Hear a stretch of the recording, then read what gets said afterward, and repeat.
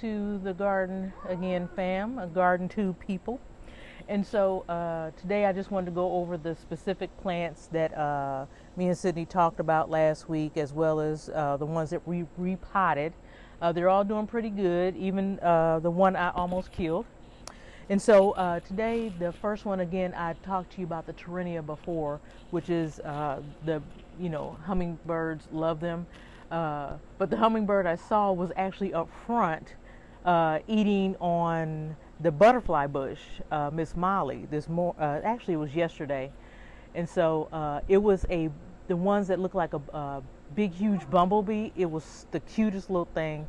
And he was just having the time of his life. But anyway, this is a Torrenia, and of course this is a mounding annual. It does not like trail like some of the like super petunias and things like that. So it gets nice and fluffy like you see. And so I'm gonna leave this in the pot that I bought it in. It seems to be doing really well in it, so I'm not gonna move it. I have been clipping on it just a little bit. And as you can see, there's just a few little dead leaves in there, but for right now, I think we're just going to leave it as is. I think it's just such a cute little flower, and the leaves are cute, but the flowers really just like, bring it out. And so, oh, hey, Coda's here too. Look at him. He is just terrible. I think a bee just went in my hair, but I'm hoping that he leaves. And so next, of course, we have our veggies. Now, you're probably wondering, why do I have all of that around the tomato?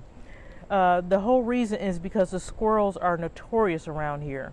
So they don't mess with the peppers, of course, but the tomatoes they do. I'm hoping it's getting enough sun back here. If not, I may have to move it to the front. But we're going to see. But this tomato only gets 2 feet.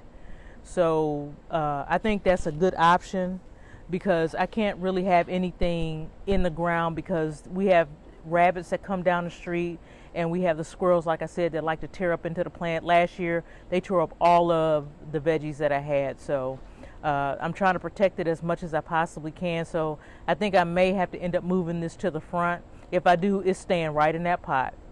And if I do, it's gonna, it's staying in that pot, and it's staying in that cage. I can't take any chances. And then next to it, of course, we have a good old jalapeno pepper. I have quite a few buds on there, so they looking really good.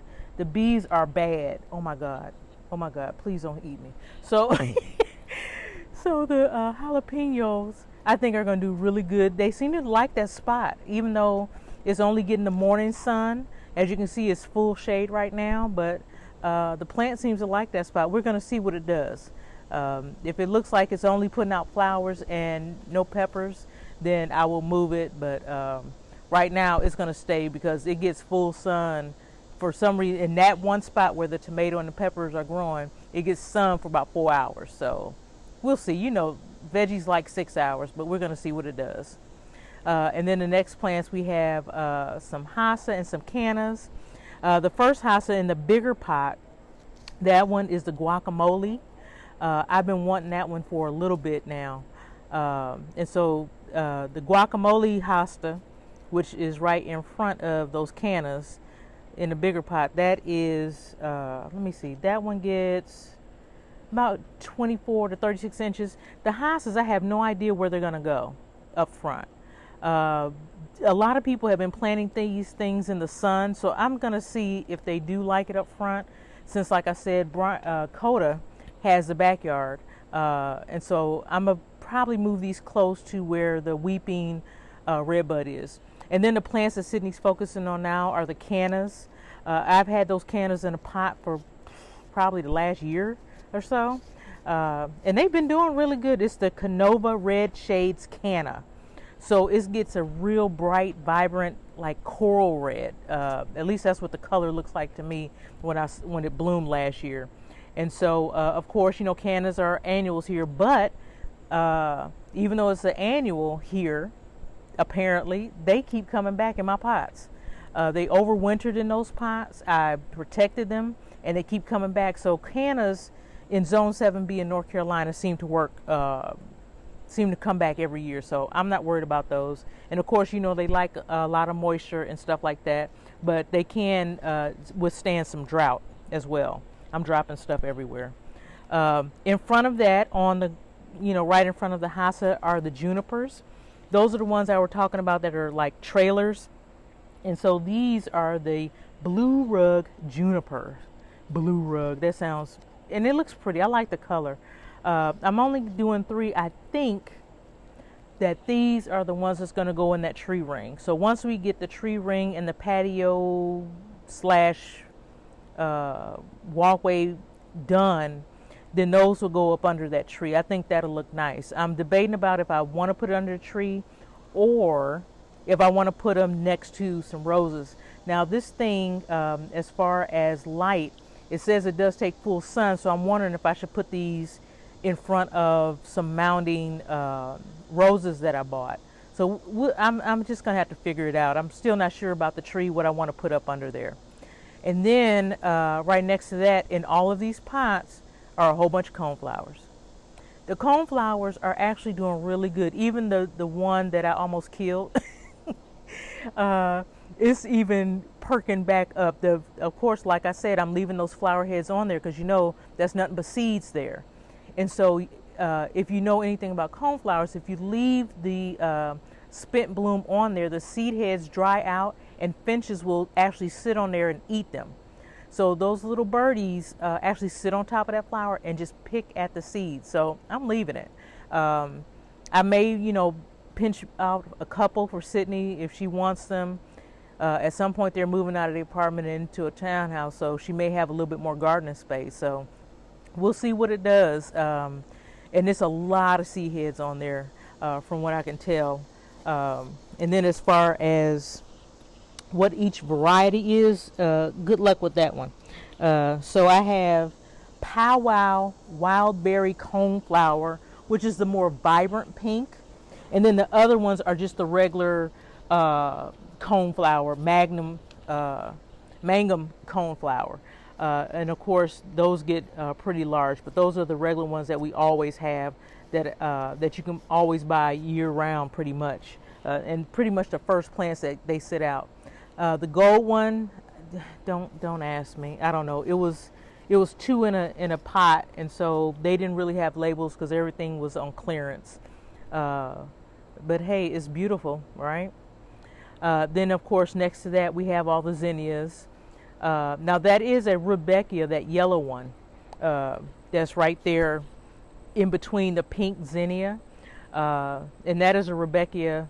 I love the color. I love the fact that there's a green center there, and that kind of offsets because normally they have that black center, but I love the green center. It just, I don't know, it softens the plant somehow. And then of course we have the zinnias. Now if you look at the leaves, they're starting to get a little bit of mold on there, which I have a huge problem with. Look at all the shade. So I think I'm going to have to go ahead and just put them up front. I'm wondering if maybe I should put them under the tree ring and see how that would look. Because if they do good under there, which gets full sun, even though that crepe myrtle is there, we may just do a whole bunch of zinnias up under that tree. I think that may, Coda, why are you all up under me? Coda's all over the porch looking at everything. Sydney, get him. Get a picture of Coda so we can show what we're growing. Look at. Don't run away. Don't run away. He gonna run off. He's such a jerk. And then in the pot that's sitting on the table, that, like I told you, that's the house that has been sitting in like water. That soil is so damp, it is ridiculous. And that thing will sit in water for, I remember we had rain, and it rained like almost every day, and it was sitting in water for like a whole week. And that's the way that house looks. I can't wait to put it in the ground. I think that's a sum and substance. And you know, when you get things offline, you kind of think it's going to be what the label says, but yeah. So I think it is a sum and substance because I had wanted one for a long time, and for some reason I could not find it forever. So I'm glad that I was able to find it, and I love that plant. So I'm gonna hate taking it out of the pot because I think it looks so cute there, but I know it's getting huge up in that pot and it's getting stressed. So That's definitely going up front, and it looks like it takes a little bit more sun too, because look at how yellow the leaves are. They're more chartreuse than just true green. And then of course over here we have this huge caladium. I'm gonna have to give Sydney a cutting of it this fall. Oh, wait a minute, I have a tag for it. Oh, this caladium is called lemon blush, and look at the water that's sitting on that leaf. And isn't that beautiful? I had Sydney take a picture of it earlier because I thought that's a good shot, and she's like, yeah, whatever. But it's called a lemon blush. And there's so many different types of caladiums, and the colors from just white with red veins in it, white with green veins, just white, and so forth. So I love it. And then below that, we have a whole bunch of hostas that I bought. This blue one, I can't remember what it is. This is more like even though it's a deep green, it's a part of the blue family, and I can't remember which one, if this is the halcyon or not. I know these are halcyons over here because I ordered them online. Halcyon? Maybe it is. I don't know. Okay, yay, Coda. And so I think, okay, maybe this is halcyon blue and those aren't. I don't know. I ordered some stuff offline and they got here, and I don't think I have tags for those. No, I don't think I have tags for those. That's okay though. They're hostas and they're gonna grow. And I think, of course, these hostas get 36 inches. This one has been in this pot for 2 years, and it seems to like the pot. Look how nice these leaves are and bumpy. And look at this leaf on this one. I don't know where I got that one from. I think I got that on clearance, this hosta over here. And look at something biting it. If you ever notice leaves on the hosta that are more bumpy and rough in texture versus the ones that are more smooth in texture, look at the bite marks.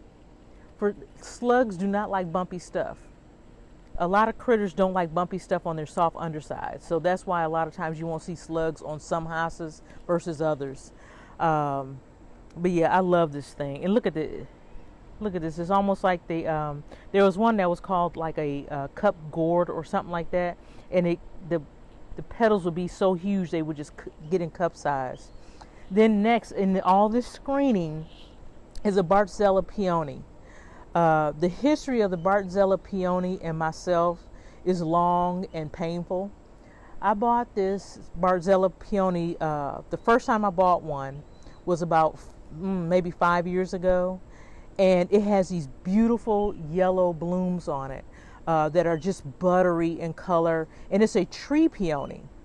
I'll open it up a little bit. And so that means it's going to be on a woody stem.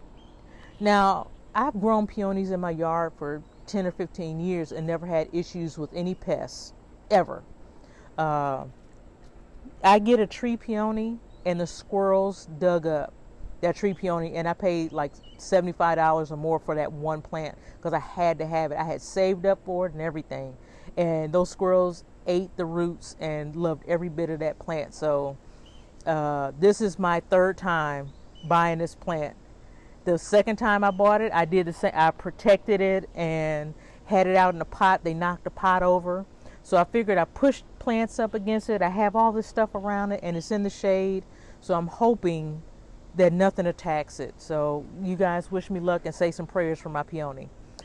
The 4 little tiny roses in the front, those are some oh so easy hot paprika shrub roses or mounding roses, and so they're going to be much smaller. They're landscape rose. They don't trail, so I really wanted trailing ones, but the color on this one sold me. I had to have it. I love the color of the hot paprika. It's going to be like a hot orangey pink and rosy color, and it's just going to be so cute and fluffy up in the garden. And so that one is going to go up front by that, not by the bird bath, the big bird bath, but by the shallow one by the bottle tree. So the blue bottle tree that you saw in the front yard, that's where these are going to go, right along the footpath. And that's why I was saying I think I may put the juniper in between those. So I have 4 plants here, and then 3 junipers that I'll put one in front of or in between each of those. And I think that'll look nice on the walkway since these are going to be a more rounded format. So that's all I have for all the plants that I got. You know, it was a bit of a plant haul. Like I said, I just kind of went nuts. I probably won't do this again for months because I feel like I have enough plants, and these plants are getting ready to mature, like a couple of them. Especially one of the houses is going to have to be divided. So we'll see. You know, I think the next project that we have to do will probably happen at the end of the month. And that is putting in the last of the pavers up front, which is going to be a bigger project than when we did it the first time because I'll have more pavers and it'll be getting done. So I'm not looking forward to it because I'm just healing up from the hamstring, and now I hurt my ankle. I'm so old, y'all. I just can't. So we're gonna see if it does what it does. Hell, hopefully Sydney will help me and you'll get her on camera. She's like, ooh. Okay. Yeah, but that's it for this time. If you guys have any questions about the plants or anything like that, let me know. As far as the roses and the juniper where I'm putting them, of course, you know, that gets full sun up in the front right along that walkway. So as far as putting anything else out, the zinnia, like I said, will probably go in the tree ring because I think they won't get the mold or the mildew because they'll be in full sun, and they really need to be in full sun. That's my fault for putting them back here, but I wanted them to survive after the initial shock of coming here to the house. So we're gonna see, and I'll talk to you guys later. Thanks so much for dropping by the channel. Bye bye.